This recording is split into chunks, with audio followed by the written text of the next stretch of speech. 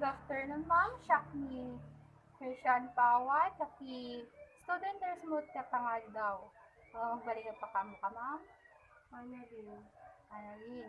Miss Annalyn or yeah. Ma'am? Then, di mo na nga kwenta, ma'am, i-assess ta, okay? Head, eye, nose, mouth, and ears. So, can we do it now, ma'am? Okay. First, your head. Okay. Then, your face. Ma'am, pati tanggal yung face mask. So, yeah, I see your face. If you have then your nose.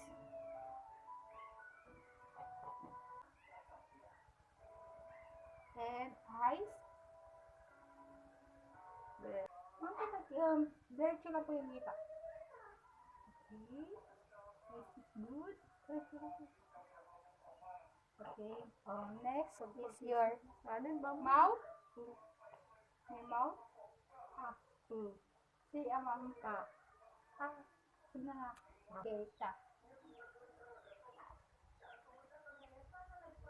Okay. No, arito.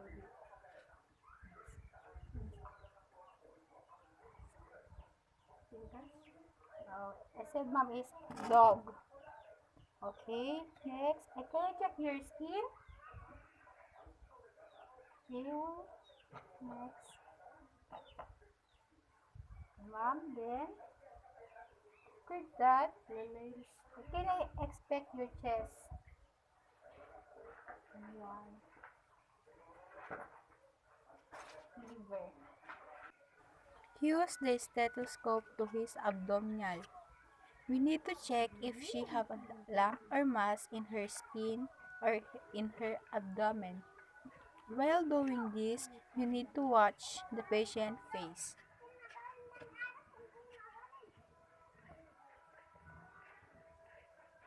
Then, palpate the lower extremity while use my hands.